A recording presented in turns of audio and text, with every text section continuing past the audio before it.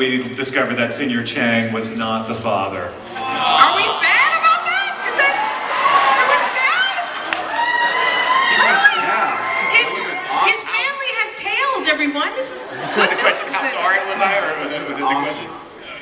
He just said unfortunate. Statement. Oh yeah, unfortunate. Well, fortunately, I think fortunately for Shirley and her baby, and for Ben Bennett, and you know, and I, being a father in real life, I'm so glad Ben Chang is not the father of any baby. The last thing he should do would be the father of any fucking baby.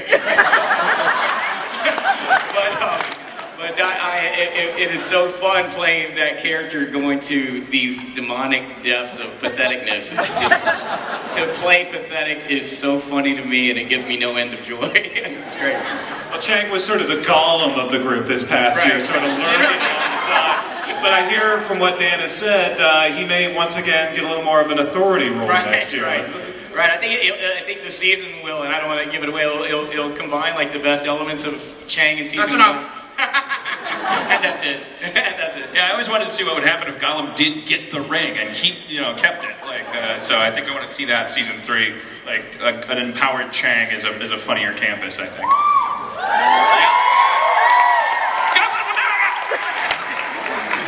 Now, Jim Rash, congratulations, new series regular on Community next year.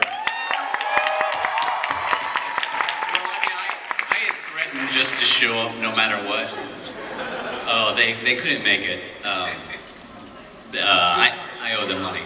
So, no, I threatened to just show up anyway and make entrances and scenes I wasn't in. So they said, oh, just pretend like he's supposed to be here. So. Jim Rash is a regular on Community now. He's going to be in the opening title sequence. His name.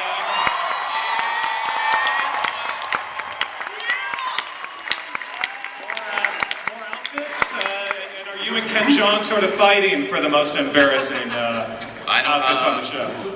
I don't know, it's just, I think you'll nod on this. When we've got great bodies.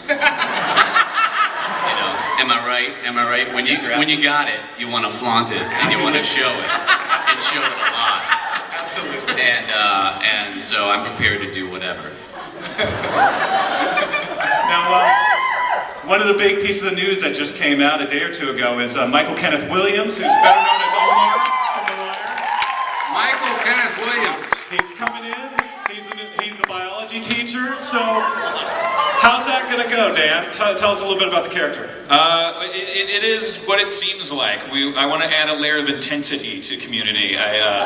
Because if the show's ever been too weird to attract new viewers, you have two choices. You can add water to give it less flavor and hope that then it threatens less people, or you can threaten the hell out of everyone with a kind of intensity and flavor that people will get tired of pretending isn't awesome. I can't do the former. I have to wear people down. Someone's going to start watching the show sooner or later. But I recognize that if we're too cartoonish sometimes, then let's add the opposite of cartoonish. Let's add a little element of The Wire to Community. Now, Childish.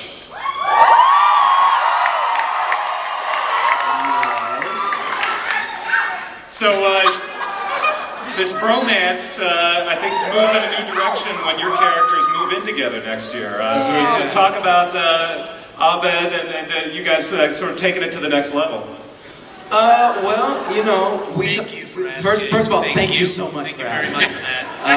It's, it takes a lot when you move in a relationship, you gotta really help out. I think we really thought about it. That guy loves Pootie. That guy over there loves Childish. So- We each get one. So we can share, but not really. Get those two craziness together. I don't know what's gonna happen when we start hanging. I mean, like, I want to do more stuff like the fort. Yeah. That was so I think awesome. our room will be a blanket fort. A really good time in there. Hey Donald, I just want to point out that Yvette is looking up The Wire on IMDb right now. Not something she needs, Really, Yvette? This is the time to do that. No. Just watch it. Yeah, just watch it. Thank you. I've seen it. I like trivia. I was going to share some stuff about Michael with y'all if you didn't know who I'm sorry. No. I just Make wanna sure point- you all have No, they what want you to need. know more trivia from The Wire. Oh, Okay. this helped you breaking it out. Donald, go ahead. Go, Donald. I don't want to answer anything anymore. I only answer questions about The Wire now. So if anybody has any questions about Omar or, do you love Omar? That's not a question, that is a statement. About enjoying Omar. Yes, he is. Thank you. Thank you. These are your fans, ladies and gentlemen. Yeah, thank you. Thank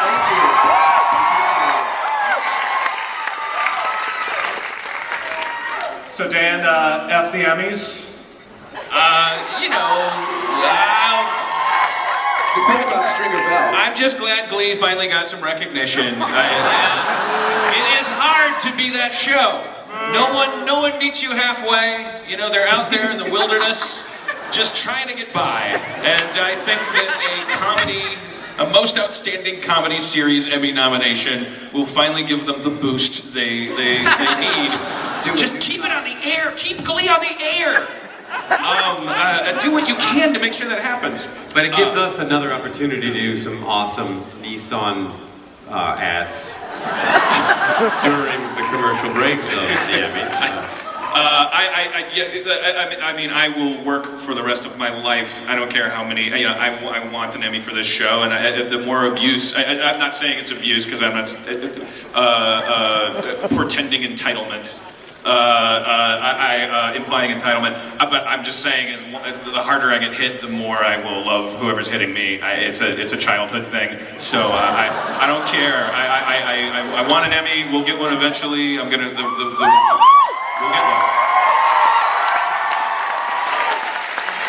I have my Emmys.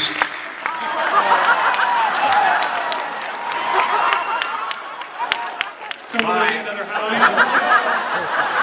And will there be Paintball 3, Dan?